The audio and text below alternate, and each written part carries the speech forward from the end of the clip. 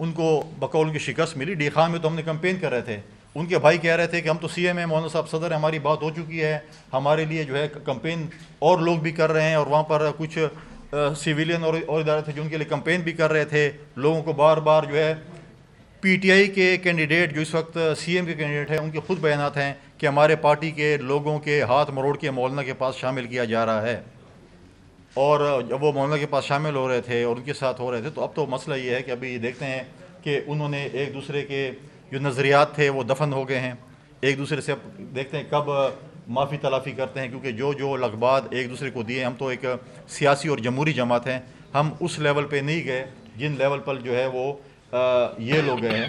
تو یہ چیزیں جو ہے وہ سامنے سب کے سامنے کس طریقے سے ہے, لیکن چیزیں بہت سی جو ہیں وہ دیکھنے کو ملیں گی. ابھی آپ کو ابھی سیاست کا جو ہے ابھی نہیں, اب انہوں نے کہا الیکشن وہ خیبر پختونخوا میں ہارے ہیں, چیخ وہ سندھ میں رہے ہیں. جیسے سندھ میں پہلے انہوں نے بہت سی حکومتیں بنائی ہوں, پہلے ان کو سندھ میں کیا مینڈیٹ ملا.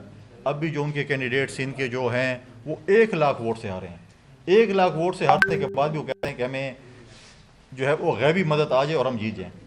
غیبی امداد سے 1,00,000 ووٹ پورے نہیں کیے جا سکتے.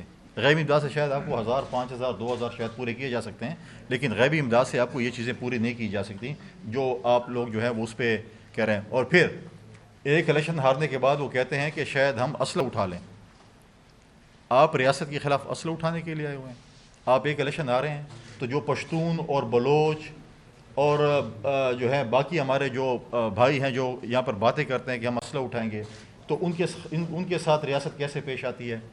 آج وہ کہتے ہیں کہ ہمیں ہروایا گیا ہے تو ہم جو ہے ہم جو ہے وہ بندوق اٹھانے کے لیے آ گئے.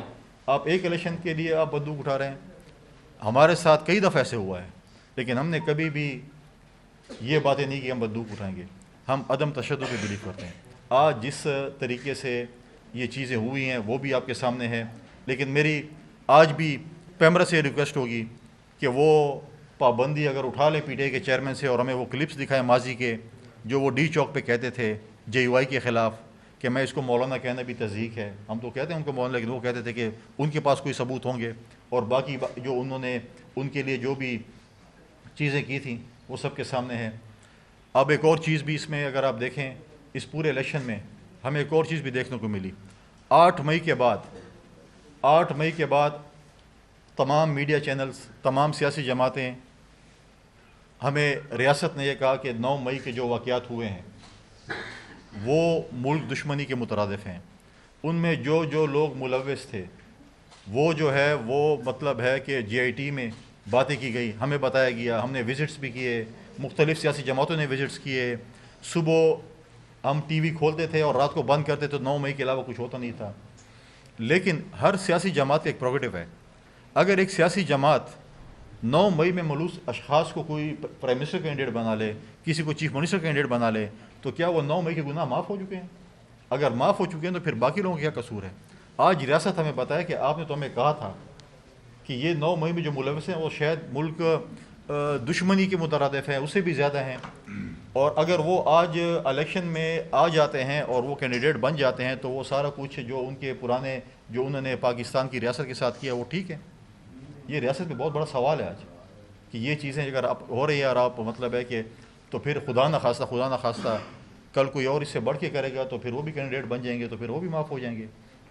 تو یہ سوال ہمارا ریاست سے ہے کہ آپ نے جو 9 مئی کے ہمیں 9 مئی سے لے کر آج تک صبح و شام جو چیزیں ہم سنتے تھے بولتے تھے, آج جو ہے وہ چیزیں آپ ہمیں بتا رہے ہیں.